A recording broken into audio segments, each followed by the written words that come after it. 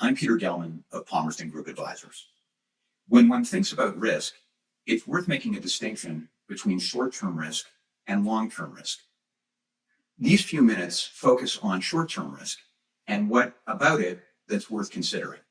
This is relevant both for people who are retired and those who are not retired but who are thinking about budgeting and saving. When money in investments needs to be harvested to meet living expenses, the risk comes in assessing the probability that the money will be there when you need it. Let's dispense with one thing quickly. When you hear or read financial discussions of risk in investments in the media, most of the time, those discussions are defining risk using a formula connected somehow to the volatility of the investments. They're beside the point here, in my opinion.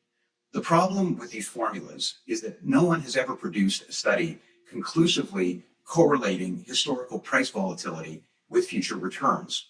Hence, there is no research to show that lower volatility means greater future safety, or higher volatility correlates to higher risk and reward. I prefer the value investing definition offered by Warren Buffett, Martin Whitman, and others, namely risk defined as the permanent loss of capital. Risk as permanent loss of capital is especially relevant in the short term. Monies that are going to be needed soon, whether in the next few months or the next few years, these are funds where your patience is limited. You can't wait for markets to come back because you will need to sell investments to raise cash.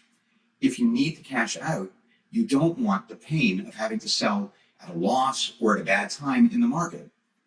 This, in my view, is where short-term risk lives.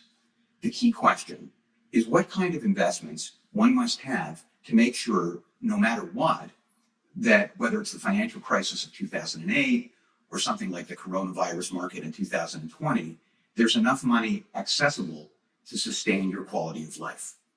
The first thing worth keeping in mind is that you need reliable sources of cash whenever markets are down and bearish. Cash reserves in a sequence of federally insured bank certificates of deposit or CDs should be a part of most plans. Some people, age 62 and over, may have reverse mortgage lines of credit, which are held in reserve only for a rainy day. These are complex products, and the fees can be costly to obtain them, so approach them with caution. But if they make sense, they also can provide flexibility. Some people may have life insurance policies, permanent insurance policies, with cash value that can be accessed tax-free if necessary. The more of these kinds of reliable cash sources one has, the greater the flexibility you're going to have in managing short term. Flexibility protects investment portfolios because the cash is still available when other investment values have declined. But when these alternative sources of cash aren't enough and more is needed, it's never a bad idea to build some sequenced, scheduled, so-called ladders of short-term, solid fixed income.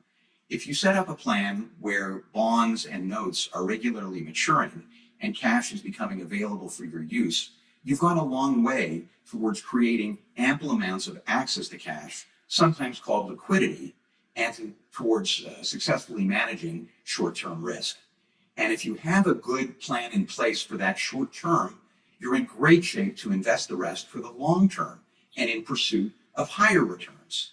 And even more important, you can sleep well at night when markets do get rough, and they will, because your short term is taken care of and your long-term investments can be as patient as they need to be to achieve success. Thanks for watching.